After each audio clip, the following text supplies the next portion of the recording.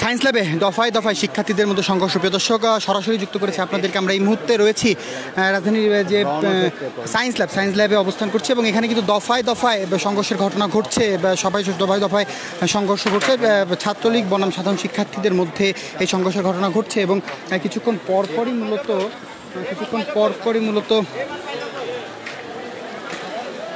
পরপরই মূলত এই ঘটনা ঘটছে এবং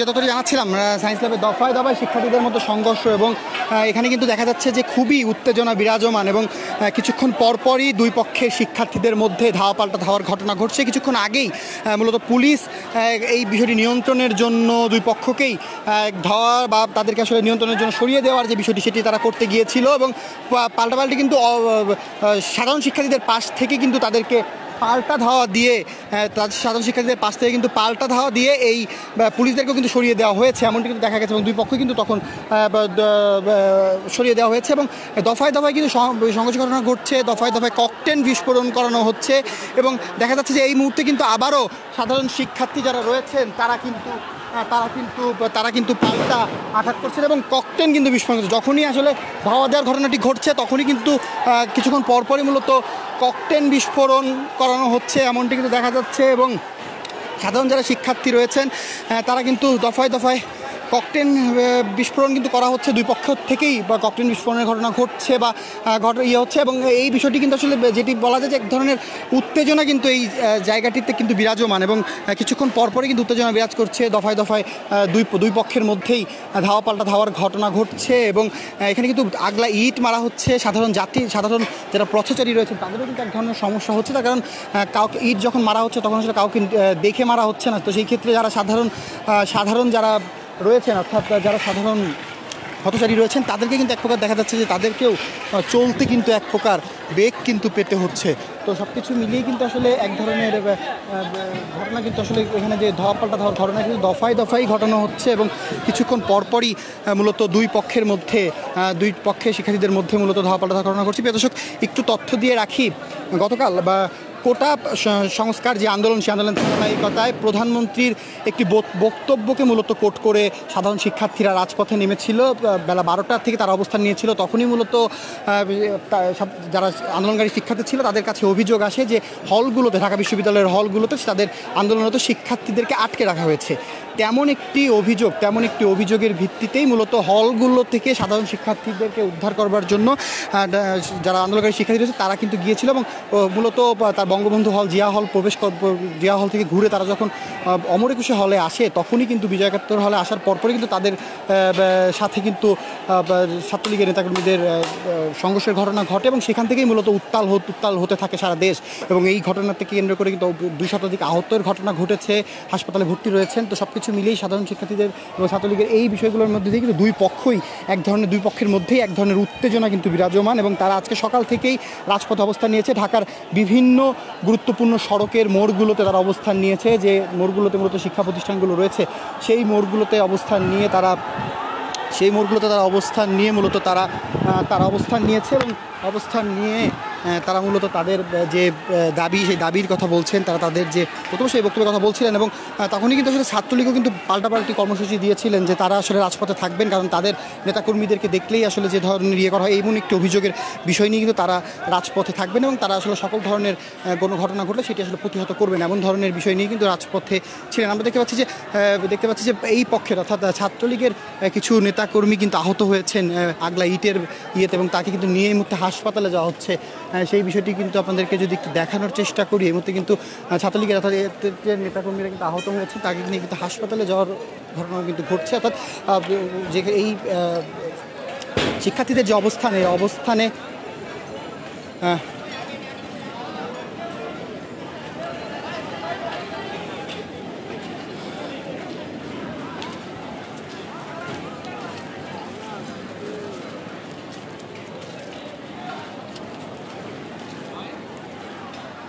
দর্শক, কিছুক্ষণ পরপরই কিন্তু সংঘর্ষের ঘটনা ঘটছে দুই পক্ষের মধ্যে।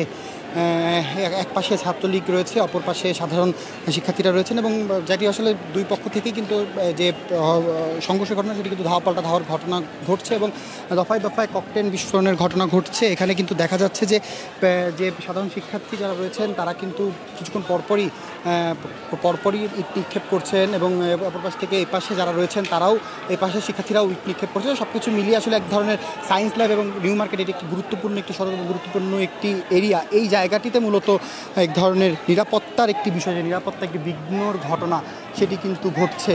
তো সব কিছু মিলিয়েই আসলে বলা চলে যে সায়েন্স ল্যাবে কিন্তু একজন উত্তেজনা বিরাজমান। এখানে কিন্তু যারা সাধারণ শিক্ষার্থী রয়েছেন, শিক্ষার্থীদের অবস্থান রয়েছে, অপরদিকে ছাত্রলীগের অবস্থান রয়েছে। সব কিছু মিলিয়ে আসলে কিছুক্ষণ পরপরই সংঘর্ষের ঘটনা ঘটছে, দফায় দফায় ধাওয়া পাল্টা ধাওয়ার ঘটনা ঘটছে।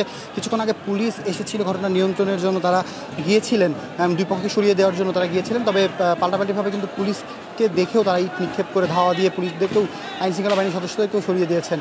তো সব কিছু মিলিয়ে আসলে এই শিক্ষার্থীরা কিন্তু রাজপথ আসলে কোনোভাবেই ছাড়ছেন না। দুই পক্ষই কিছুক্ষণ পরপর দফায় দফায় যে সংঘর্ষ, সেই সংঘর্ষের ঘটনা ঘটছে।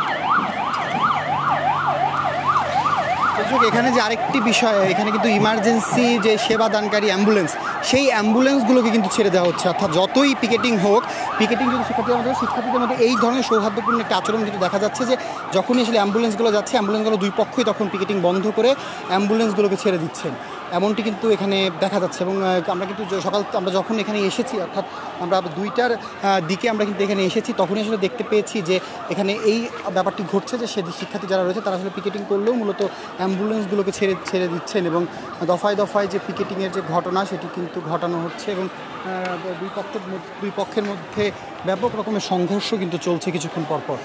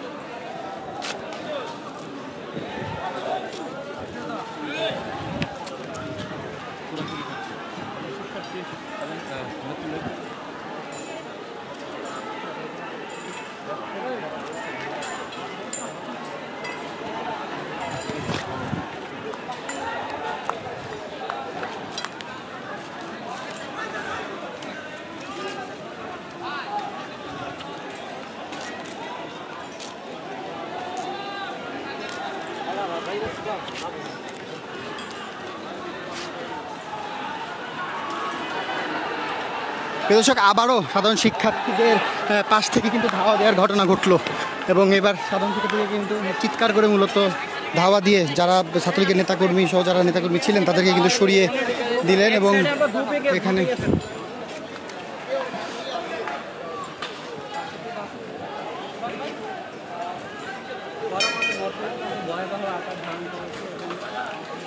দর্শক, এখানে কিন্তু উত্তেজনা কিন্তু ব্যাপক ছড়িয়ে যাচ্ছে, এবং এখানে কিন্তু ব্যাপক যে সংঘর্ষের ঘটনা কিন্তু ঘটছে, হতাহতের ঘটনাও ঘটছে দুই পাশ থেকে। কিছুক্ষণ আগে আমরা দেখতে পেলাম যে ছাত্রলীগের 2জন নেতাকর্মী আহত হয়েছে, তাদেরকে নিয়ে হাসপাতালে যাওয়া হলো। এই আগলা ইটগুলো ছুড়ে মারা হচ্ছে। এখানে সাধারণ পথচারী যারা রয়েছেন তাদের কিন্তু এক ধরনের সমস্যা হচ্ছে, কারণ তারা হেঁটে গাড়ি পাচ্ছেন না, হেঁটে তাদের গন্তব্যগুলোতে যাচ্ছেন, এবং এর পিকেটিংয়ের মধ্যে তারা পড়ে যাচ্ছেন, অনেকের আগলা ইট এসে তাদের গায়ে লাগছে। তো সব কিছু মিলিয়ে কিন্তু এক ধরনের নিরাপত্তার যে বিষয়টি সেটি কিন্তু একদমই নেই, এবং কারণ সেই জায়গা থেকে কিন্তু দুই পক্ষের মধ্যে যে সংঘর্ষের ঘটনা কিন্তু থামছে না। আমরা কিছুক্ষণ আগে দেখেছি যে আইনশৃঙ্খলা বাহিনীর সদস্যরা গিয়ে এটি নিয়ন্ত্রণ করার চেষ্টা করেছিল, তারা এগিয়ে গিয়েছিল, তবে তাদেরকেও দেখে ইট নিক্ষেপ করাতে তারাও আবার পিছপা হইতেছেন এবং এমন ঘটনা কিন্তু ঘটছে। অর্থাৎ দুই পক্ষের মধ্যেই যে সংঘর্ষের ঘটনা এটি তীব্রতা থেকে তীব্রতর হচ্ছে। আমরা এখানে প্রায় 2 ঘন্টা ধরে রয়েছি, 2 ঘন্টা যাবৎ কিন্তু এই পিকেটিংয়ের ঘটনা চলছেই, দফায় দফায় চলছে, কোনো বিরতিহীনভাবে পিকেটিং চলছে। এখানে দেখতে পাচ্ছি যে ইট ছুঁড়ে মারছেন, কিছুক্ষণ পরপর ইট ছুঁড়ে আগলা ইট ছুঁড়ে মারছেন এবং এই পিকেটিংয়ের ঘটনা এখানে ঘটেই যাচ্ছে। দর্শক আবারও কিন্তু ছাত্রলীগের পক্ষ থেকে এক ধরনের ধাওয়া দেওয়ার ঘটনা ঘটলো কিছুক্ষণ আগেই। এবার কিন্তু আবারও ছাত্রলীগের পক্ষ থেকে ধাওয়া দেওয়ার যে ঘটনা সেটি কিন্তু ঘটানো হয়েছে এবং অপর পাশ থেকে কিন্তু কিছুক্ষণ আগেই সাধারণ শিক্ষার্থীরা ধাওয়া দিয়েছেন। তো সব কিছু মিলিয়ে এরকমভাবে ধাওয়া পাল্টা ধাওয়া নিয়েই কিন্তু শিক্ষার্থীদের মধ্যে যে সংঘর্ষের ঘটনা সেটি কিন্তু চলছে। ঢাকা কলেজ, এই পাশে আসে ইডেন কলেজ সহ আশেপাশের যে শিক্ষা প্রতিষ্ঠান, ঢাকা সিটি কলেজ সহ শিক্ষা প্রতিষ্ঠানগুলো রয়েছে, শিক্ষা প্রতিষ্ঠানের শিক্ষার্থীরা মূলত অংশগ্রহণ করেছে। তারা মূলত সকাল থেকেই সায়েন্স ল্যাব অবস্থান করছিল এবং তারপর থেকেই মূলত এই সংঘর্ষের ঘটনাটি শুরু হয়েছে। অপরদিকে তাদের আসলে ছাত্রলীগের কেন্দ্রীয় নেতৃবৃন্দের পক্ষ থেকে কিন্তু বারবারই বলা হয়েছিল যে তারা সকল ধরনের প্রস্তুতি নিয়ে রাখবে, যদি তাদেরকে আঘাত করা হয় সেক্ষেত্রে তারা ছেড়ে দেবেন না, কারণ নিরাপত্তার জন্য তারা আসলে রাজপথে থাকবেন এবং সেই বিষয়টি কিন্তু ঘটছে। এবং ছাত্রলীগের নেতাকর্মীরা কিন্তু এখানে অবস্থান নিয়েছে, তারা অবস্থান নিয়েছিল সকাল থেকেই এবং তাদের এক ধরনের বিশৃঙ্খলার সৃষ্টি কিন্তু এখানে হয়েছে। দুই পক্ষের মধ্যেই ব্যাপক সংঘর্ষের ঘটনা ঘটছে। প্রিয় দর্শক, জানাচ্ছিলাম আপনাদেরকে সায়েন্স ল্যাব থেকে শিক্ষার্থীদের যে মধ্যে যে ধাওয়া পাল্টা ধাওয়ার ঘটনা, এই তথ্য এই ছিল আমাদের কাছে সর্বশেষ।